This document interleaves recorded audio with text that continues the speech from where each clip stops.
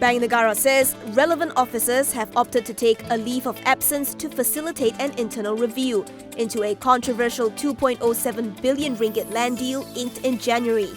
The central bank says it had commissioned the review by an independent party in August, which is still ongoing. Bank Negara was responding to a report this morning that said it had ordered 4 officials to go on leave pending the probe.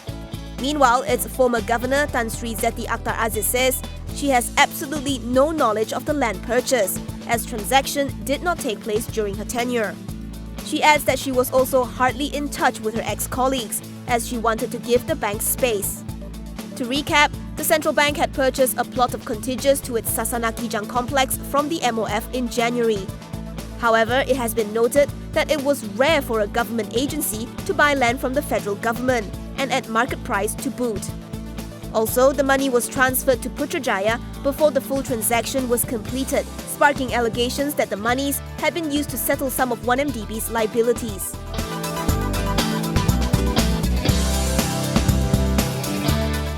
UMW Holdings has given up on its pursuit of a larger stake in Perodua, citing a shift in focus towards improving its financial performance.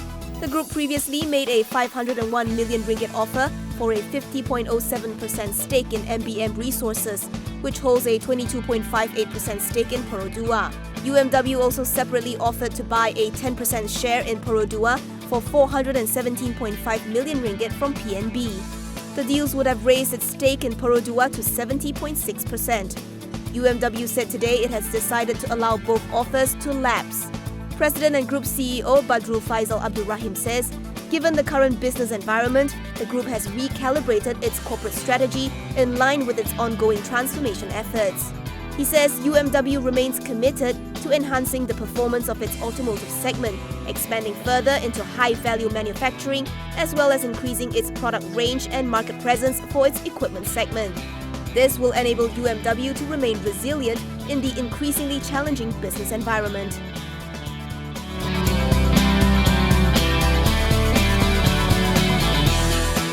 Lotte Chemical Titan Holding reported a 5.8% dip in third quarter FY18 net profit to 216.9 million ringgit, as higher feedstock prices resulted in leaner margins. However, revenue grew 19.9% to 2.4 billion ringgit, thanks to better sales volume and selling prices. It also posted a forex gain of 18.7 million ringgit during the quarter, after offsetting a forex loss of 24.1 million ringgit from operations. Notwithstanding the slightly weaker third quarter earnings, the group's net profit for the cumulative 9 months grew 13% to 776.1 million ringgit, while revenue expanded by 21% to 6.9 billion ringgit on higher sales volume. Average plant utilization rate also improved from 69% to 84%, thanks to better plant reliability and no routine turnaround. On prospects, the group expects market sentiment to remain cautious, with unresolved US and China trade war, as well as on uncertainty in global crude oil prices.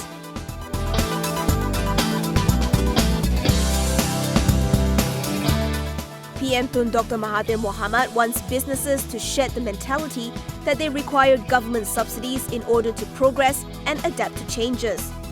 Touching on the necessary funding to drive the manufacturing sector into Industry 4.0, Mahathir says businesses are constantly expecting Putrajaya to hand out incentives to eat and to breathe. If this continues, he believes very soon everyone won't be able to even move or think for themselves. In response, Federation of Manufacturers Malaysia President Dato' So Tian Lai points out that the initial cost for adoption of Industry 4.0 is a bit high. As a middle ground, he suggests that lenders offer soft loans with low interest rates to aid SME manufacturers.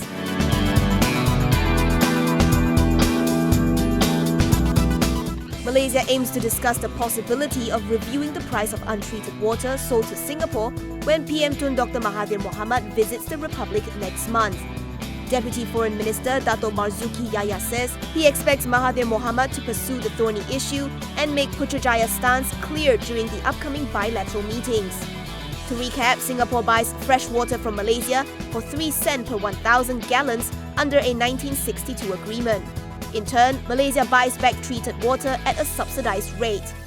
Singapore Prime Minister Lee Hsien Loong has argued that Malaysia lost its contractual right to review the price in 1987, which was the 25-year mark of the agreement. But Marzuki disagrees, saying that based on the deal, a price review can be done after 25 years, which means that Malaysia is legally entitled to do so at any time after 1987. According to his estimations, Malaysia stands to lose around 1.8 billion ringgit if it fails to raise prices. The water agreement is set to expire in 2061.